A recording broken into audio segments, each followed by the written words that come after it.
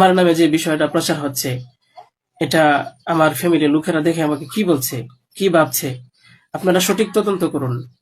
আমি কখনোই দেশের আইনের প্রতি অবাধ্য না, আমি শ্রদ্ধাশীল। দেশের আইন আছে, সে আইন সঠিক অপরাধী যে তাকে খুঁজে বের করবে। একটি বিষয় নিয়ে কথা বলতে আসছি। আমি কথা বলতে পারতেছি না, অসুস্থ। তারপরেও যদি কিছু না বলি তাহলে আপনারা হয়তো আমাকে সন্দেহ করতে পারেন। তাই আমি আমার কিছু কথা আপনাদের সাথে শেয়ার করার প্রয়োজন মনে করলাম। বিষয়টা হচ্ছে যে আপনারা দেখতে পাচ্ছেন যে সামাজিক যোগাযোগ মাধ্যমে আমাকে নিয়ে একটা বিষয় ভাইরাল হয়েছে, বিভিন্ন পত্র-পত্রিকায় সেগুলো হয়তো প্রচার হচ্ছে। তো আমি আপনাদের বলবো যে এই বিষয়টার সাথে, যে বিষয়টা মেঘলা নামক একটা মেয়ে এবং আমার ছবি দিয়ে যে একটা অপপ্রচার করা হচ্ছে, অপবাদ রটানো হচ্ছে, এটার সাথে আমি কোনোভাবেই সম্পৃক্ত না। আমি এটার বিষয়ে কিছুই জানি না। আমি যদি বলি তাহলে বলবো যে এই মেয়েটা আমাদের এখানে পড়াশোনা করেছে, গত বছর পড়েছে এবং এর আগের বছরও পড়েছে। তো এর আগের বছর পূর্ণ বছর পড়াশোনা করার পরে সে আমাদের মাদ্রাসা থেকে চলে যায়। তো পরবর্তী বছর যখন মাদ্রাসা শুরু হলো তখন আমরা খোঁজ নিয়ে জানতে পারলাম যে কে কে আসে নাই। তো যারা যারা আসছে না তাদের মধ্যে সেও একজন ছিল, যে সে এখান থেকে চলে গেছে অন্য কোথাও। তো খবর নিয়ে জানতে পারলাম সে ঢাকা চলে গেছে, তার বাবা মার সাথে থাকে।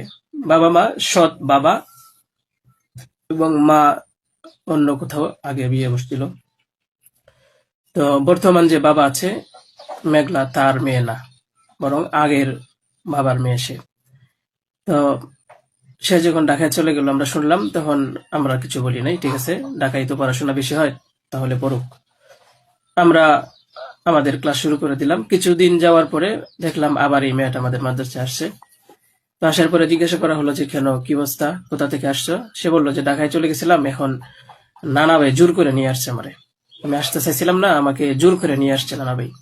দেশবাসী, আমি আপনাদের সাথে শুধু এই কথাটাই বলতে চাই যে যে মেয়েটা এখানে আসতে চাইছিল না, চাচ্ছিল না, তাকে কেন জোর করে আনা হলো?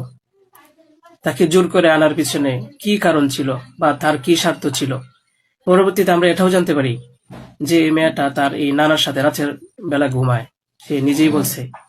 কেন বলছে? যখন আমরা জিজ্ঞাসা করলাম যে তুমি হিজাব পরো না, অন্য মেয়েরা হিজাব পরে, তুমি বুরকা পরো না, অন্য মেয়েরা বুরকা পরে, কারণ তার চলাফেরা সম্পূর্ণ আলাদা ছিল। আপনারা চাইলে গ্রামে গিয়ে মাদ্রাসার ছাত্রছাত্রী যারা আছে তাদের সাথে কথা বলে দেখতে পারেন যে সে সম্পূর্ণ আলাদা ছিল। তার কোনো কিছুই আমাদের কমনের ভিতরে ছিল না, আমরা তাকে কন্ট্রোল করতে পারতেছিলাম না। তো সে এইভাবে কিছুদিন থাকার পরে আমরা ভাবলাম যে হয়তো তাকে আমরা রাখতে পারবো না, কারণ আমরা তাকে কন্ট্রোল করতে পারছি না। হয়তো মেয়েটা অন্য কোথাও গিয়ে যদি কন্ট্রোলে থাকতে পারে, পড়াশোনা করে, তাহলে এটা তার জন্য ভালো। তাই আমরা তার গার্জেনের কাছে বললাম, তার মাকে আমরা বুঝাইয়া বললাম। আমাদের উদ্দেশ্য এটাই ছিল যে তার মা যেন তাকে বুঝিয়ে বলে যায় যে হুজুরের কথা মেনে চলবা, মাদ্রাসার নিয়ম কানুন মেনে চলবা, এই কথাগুলো উনি বুঝিয়ে যাবেন। কিন্তু উনি কি করছেন যে ওনার মেয়েকে উনি বলছে যে না, আমি এখানে রাখবো না, নিয়ে চলে যাব। তো আমাদের এখান থেকে প্রায় 5-6 মাস আগে আমাদের মাদ্রাসা থেকে নিয়ে চলে গেছে। হয়তো পরবর্তীতে খবর নিয়ে জানতে পারলাম সিলেটে যেখানে উনি থাকেন সেখানে নিয়ে গেছে। তো নিয়ে যাওয়ার পরে আহ এখন কিছুদিন আগে আবার আসছে, এসে বলতেছে যে এই দুর্ঘটনা, যে খুব বড় সমস্যা। যে কথাটা শোনার পরে আমার মতো একজন সাধারণ মানুষ, আমি আর সহ্য করতে পারছি না, আমি আর নিজেকে ঠিক রাখতে পারি নাই। আমি একেবারে অসুস্থ হয়ে পড়ছি। কারণ আপনারা হয়তো জানেন যে অনেকেই, আমার ফ্যামিলি আছে, আমার বাচ্চা আছে, আমার বিবি সাহেব আছে, আমার আত্মীয় স্বজন আছে। আপনারা বলুন তো